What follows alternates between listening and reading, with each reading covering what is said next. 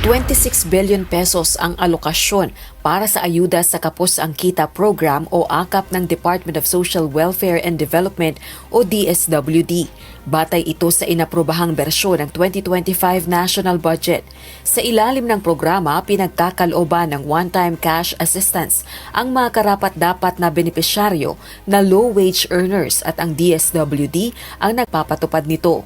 Questionable para sa Makabayan Bloc lawmakers ang pagpapanatili ng AKAP program sa 2025 national budget.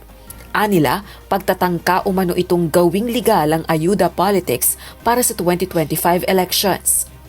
Naniniwala ang Makabayan, nakaduda-duda ito in-institutionalize ang ayudang politics para sa halalan 2025. Kung di saan man idinadaan ang pondo ng bayan sa mga politiko, mga maskara ng tulong pinansyal, pero epektong campaign at vote buying. Pumalag naman ang ilang liderato ng Kamara kaugnay ng mga aligasyon at ipinagtanggol ang alokasyon ng pondo sa AKAP.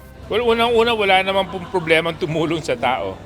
So bakit po natin lalagyan ng mali siya yon? At kung titingnan po natin yung pag-aaral na ginawa ng DSWD, meron po talaga tayong sektor na tinatawag po nating near poor. Sa lahat ng social amelioration programs ng gobyerno, if you look at the cost-benefit analysis, pinakamalaki po yung benefits ng Estado mismo.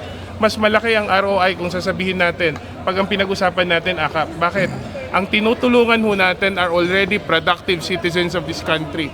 Itinanggi rin ng mga kongresista na gagamitin ng pondo sa pamumulitika. As the Secretary of the DSWD has mentioned, the DSWD is the sole implementer of the program. So lahat ng mga listahan doon dumadaan sa validation ng mga registered social workers. Samantala, walang detalye ang mga kongresista kung papaano natukoy ang hatian ng alokasyon ng pondo para sa AKAP. Kung tuluyang maisa sa batas ang panukalang pondo, magkakaroon ng access ang Kamara sa 21 billion pesos na alokasyon para sa AKAP, samantalang 5 billion pesos naman ang Senado.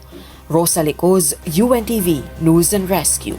Diyos ang aming sandigan, serbisyo publiko ang aming pinahahalagahan.